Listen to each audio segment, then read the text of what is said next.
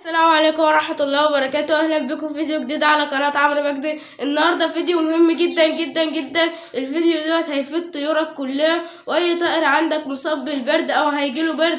لا، المكون من المشروب السحري اللي احنا هنتكلم عليه النهاردة، المشروب دوت مهم جدا جدا للطيور في فصل الشتاء، وبيمنع عنهم الأمراض وبيقي الطائر من أي مرض، وبيخلي الطائر صحته حلوة في فصل الشتاء. والزغاليل بتاعة الطائر بتطلع حجمها كويس وشكلها كويس، لأن الطائر بيبقى أكل وبيبقى متدفي، فالأم والأب يبدأوا يأكلوا ولادهم، ما يبقوش يسيبوا الأكل لنفسهم عشان يعوضوا البرد. فكده هنفيد الطائر جدا جدا جدا، ولازم نحط لهم المشروب دوت عشان يفيد الطائر.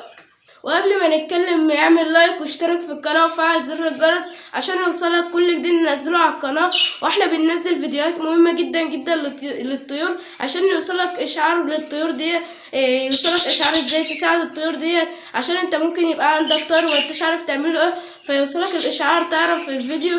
والفيديو دوت هيبقى مهم جدا جدا للطير. ولو عندك برضو طائر مصاب بالبرد او عنده برد او الطائر كشش، فلازم تحطله المشروب دوت. والمشروب ده مهم جدا جدا لجميع الطيور، يعني مش البادجي بس، لا البادجي والكوكتيل والبغبغانات، جميع انواع الطيور. المشروب ده احنا هنتكلم عليه النهارده هو الثوم والليمون. الثوم والليمون مهم جدا جدا للطير، وبيعمل اكنه مضاد حيوي طبيعي للطير. بدل ما نشتري للطير ازايز مضاد حيوي او كبسولات علاج للطائر عشان يبقى مضاد حيوي للطائر، لا ده احنا نحط له التوم والليمون. بيبقى اهم حاجه احسن من اي مضاد حيوي تشتريه، هو احسن مضاد حيوي. ممكن هتلاقي برضه مضاد حيوي صناعي هيقولك بالتوم والليمون، لا احنا نحط لهم طبيعي احسن. وطبعا له طريقه تحضير معينه للطير، وطبعا دوت هيفيد الطير اكتر ما تشتري له الصناعي. لا دوت مفيد جدا جدا للطائر. وهنتعرف على ازاي نقي الطائر. التوم والليمون بيقوا الطائر ازاي من الفيروسات، وفوائد التوم هنتعرف عليها، وفوائد الليمون. طبعا احنا اتكلمنا عن فوائد اكلات ومشروبات للطيور. المشروبات والاكلات ديت الطير بيبقى محتاجها على طول، عشان جسم الطير ومناعته بتبقى ضعيفه. يعني احنا اتكلمنا عن البرتقال والكركم، اتكلمنا عنه والزنجبيل، كل حاجات ديت اتكلمنا عنها وهي مفيدة للطير. احنا لازم نحسس الطائر اللي هو عايش في بيئته الطبيعية، مش في بيئة تضر الطائر. الطائر بيمرض لما بيزعل. وطبعا المشروب دوت بيفيد الطائر جدا جدا لما يبقى قاعد على بيض، لان بيديله كالسيوم في جسمه ويمنع عنه امراض كتير. وبرضه بيفيد الزغاليل، يعني انت هتلاقي العصفور بدأ ريشه يطلع اسرع عن الاول في فصل الشتاء. في فصل الشتاء ممكن الطيور الصغيره اكتر الناس بتواجه المشكله ديت. الطير الصغير بيموت بسبب برد الشتاء. انت ما حطيتش للطير حاجه تدفيه، حتى لو مغطي الطير كويس جدا جدا مفيش حاجه هتقف قدام المرض اللي هي تيجي للطير. لازم حاجه تقي من المرض، لان في عصافير بتبقى مناعتها قويه وفي عصافير بتبقى مناعتها ضعيفه، فلازم الطيور دي تهتم بها كويس. وقبل ما نقول فوائد الليمون وفوائد التوم، هوريكم شكل التوم وشكل الليمون. هو طبعا الليمون اهوت. الليمون دوت هنعرف طريقة تحضيره مع التوم ازاي لطائر البادجي، وهنعرف فوائد التوم دوت. وطبعا التوم اهوت. طبعا ده توم بس انا قطعه عشان لازم نقطع التوم قبل ما نحطه في المية اللي احنا هنسيب فيها التوم فترة، عشان المية تمتص جميع الفيتامينات وجميع كل حاجة في التوم، فكده الطائر يستفاد منها. فلازم نقطعها، لو ما قطعناهاش الطائر مش هيستفاد منه. الليمون بنسيبه بقشره في المية. هنعرف طريقة التحضير بتاعته. اول حاجه هنتكلم عن فوائده هو التوم بيعمل على ايه؟ التوم بيطهر معده الطائر وبتقتل الديدان الموجوده فيها. يعني معده الطائر بتبقى فيها بيطهرها من جميع انواع الديدان اللي فيها، وبيبقى فيها حصى بتفتت الحصى ديت وبتقضي عليها. وبرضه بتطهر المعده من جميع انواع الفيروسات، واي فيروس بيدخل جوه المعده فالتوم بيعمل اللي هو يقضي على اي حاجه او فيروس دخل لمعده الطائر. فلما نلاقي العصفور جاله برد بيبقى في ايه؟ بيبقى في بطن الطير من جوه بيبقى مليان فيروسات، بيبقى محتاج ايه؟ التوم بيقضي على جميع انواع الفيروسات ديت، لان الفيروسات كلها طبعا زي ما احنا عرفنا التوم والليمون بيعملوا ان هما مضاد حيوي طبيعي، مضاد لاي فيروس، فهو بيقتل جميع انواع الفيروسات. ومحفز للذكور. طيور البادجي بيحفز الذكور اللي هي تتزاوج في فصل الشتاء. كده خلصنا فوائد التوم. تاني حاجة هنتكلم عنها فوائد ايه؟ فوائد الليمون. طبعا الليمون بيطرد السموم من كبد الطير البادجي. طبعا كبد الطائر البادجي بيبقى معرض للسموم بفترة كبيرة جدا، لا هو بيطرد جميع السموم من كبد الطائر. وطبعا الليمون بيبقى فيه فيتامين سي ويقوي مناعة الطير. فيتامين سي مهم جدا جدا للطيور، زي ما فيتامين سي موجود في الليمون برضو موجود في البرتقال، فهو مهم جدا جدا للطائر. والطير بيبقى محتاج فيتامين سي اكتر حاجة عشان بيقوي المناعة بتاعة الطير. طبعا البرد بتاع الشتاء بيعمل للعصفور الدم بتاع الطائر بيبدأ ينشف شوية، فهو الليمون منشط للدورة الدموية عند الطائر، بيخلي الطائر الدم بتاعه في حرارة، والطائر الدم يروح ويجي في جسمه، ما يفضلش الدم ثابت في مكان معين في جسم الطائر فيسبب للطائر الموت. لا ده بيبدأ منشط للدورة الدموية عند الطائر. طبعا الطائر بيبقى بارد جدا في فصل الشتاء، بيبقى مصاب ببرد شديد، فهو بيبقى محتاج منشط للدورة الدموية بتاعته، فهو بيحتاج الليمون. وبرضه بنضيف الليمون والتوم مع بعض لان الاتنين بيدوا فيتامينات اكتر للطير. زي ما احنا اتكلمنا عن التوم له فوائد والليمون له فوائد، لما نحط الاتنين مع بعض هيدي فوائد كتيرة جدا جدا للطائر، بدل من فايدتين او تلاتة لا بيدي 10 اضعاف الفيتامينات لجسم الطائر.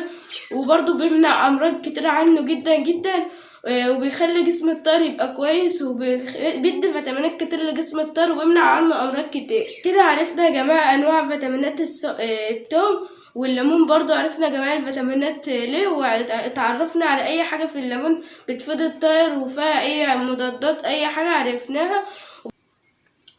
وطبعا قلنا اللي هو بينشط الزغاليل في فصل الشتاء. وانا جربت المشروب السحر دوت، واوريكم ما شاء الله انتاج الزغاليل في فصل الشتاء. طبعا في فصل الشتاء بيبقى فيها زغاليل، بنلاقي الزغلول جسمه صغير وبيبقى الزغلول ضعيف، فاوريكم ما شاء الله لما حطيت لهم المشروب دوت هو الطيور الصغيرة ما شاء الله بدأ الطائر بدأ جسمه يكتمل والريش في جسم الطائر يكمل. طبعا قلنا هو بيحفز المناعة في جسم الطائر، هو ما شاء الله وبدأ الريش خلاص هيكبر. هو طبعا العصفور لسه سنه صغير اهوت. ان شاء الله بعد العلاجات الطبيعية لما عملنا له الطيور بقت زي ما احنا شفنا الطيور بقت الصغيرة هي، وبدأ جسم الطائر يبقى مناعته قوية ما بيصابش بالبرد اهوت. ودول برضو اخوات الطائر. كده شفنا الطيور الصغيرة اهي بعد تجربة المحفز للطيور دوت اللي هو مكون السحر المشروب السحر لطيور البادجي اهو بيدي النتيجة معانا كده ما شاء الله. شفنا العصافير الصغيرة، هنعرف بقى طريقة تحضيره للطيور. طبعا طريقة تحضيره هنجيب رتل مية اهوت في الكمية دي كده، منملاش الازازة كلها عشان يبقى فيه فيتامينات اكتر وبيبقى مركز اكتر. هنملى هنا الازازة اللي هي الريت ونحط رتل مية او اقل من الرتل، يعني الكمية دي كده. وبعد كده هنجيب الليمونة، بس طبعا نحطه في حاجة واسعة يبقى لها فتحة كبيرة من فوق. احنا مش هنجيب الليمونة ونعصرها، لا هنجيب الليمونة ونحطها كلها في المية وهنسيبها لمدة 8 ساعات في المية. طبعا مش لوحدها، هنسيبها كده من غير ما نعصرها كلها كده مع التوم. طبعا فصين التوم يعني دوت فص انا قطعه 2، هنجيب فصين التوم نحطهم ببعضهم ونحط نص ليمونة ببعضها، لان الليمون بيبقى في القشرة بتاعته من بره بيبقى فيها زيوت، عشان المية تمتص الزيوت دي كلها. وبرضو الطائر بيبقى الزيوت دي بيبقى فيها فيتامينات كتير جدا للطائر. هنسيبها بقشرتها والزيوت بتاعتها من غير ما نعصرها في المية لمدة 8 ساعات، وبعد كده هنطلعها من المية وهنقوم عصرينها جوه المية. كده كل الفيتامينات اللي في القشرة نزلت، وهيبقى برضو شوية فيتامينات من اللي هنا نزلوا. وهنقوم عصرين الليمونة كلها كويس في قلب المية بعد ما نسيبها 8 ساعات بقشرتها، ما نعصرهاش ونسيبها، لا نسيبها بقشرتها بكل حاجة كده باللي جواها في المية مع فصان التوم. وبعد كده هنطلعها بعد 8 ساعات ونعصرها ونبدأ نقدمها للطيور. هنقدمها للطيور في المساء، مش هنملى المسقى على الآخر، لا هي الحتة الصغيرة اللي تحت اللي هي بتبقى اللي احنا بنفكها عشان نحط للطائر مية في المسقى، هنحط في القطعة الصغيرة ديت بس عشان الطائر يبدأ يشرب منها، فهي هتبقى كمية قليلة. أول ما الطائر يشربها هنغسل المسقى كويس ونحط للطائر مية عادية. طبعا عشان نقطتين أو 3 مش هيبقى كتير للطائر، هو الطائر هيكتفي بالكمية دي. وطبعا اللي عنده كمية عصافير كتير يعني الرتل هيكفي العصافير كلها، مش هتحتاج تعمل كذا رتل للطائر. هو نص ليمونة وفصين توم، وهنسيبهم للطائر هنسيبه 8 ساعات في المية، وبعد كده هنبدأ نقدمه للطيور كمية صغيرة مش كتير، لأن لو حطيناه كتير احنا كده هنضر الطائر، لا كمية صغيرة في الحتة اللي احنا بنشيلها عشان نملاها مية بس للطائر. اهو بعد ما سيبناها 8 ساعات طبعا زي احنا شايفين هي المسقة فاضية، لا المسقة مش فاضية، احنا بنحط لهم الكمية الجزء دوت كده بس عشان الطائر يبدأ يشرب منها اهي، زي احنا شايفينها انا حاططها في المية اهي للطيور. فكده هنحط لهم الكمية ديت بس، هنسيبها قدام الطائر لمدة 5 ساعات او يوم كامل، وبعد كده هنشيلها لما الكمية ديت تفضى، مش نسيبها لو تلاقيناها فضت لا نسيب المسقة فاضية، لا احنا نقوم مليينها مية عادية ونحطها للطائر، يبدأ الطائر بقى يشرب مية عادية كده خلاص.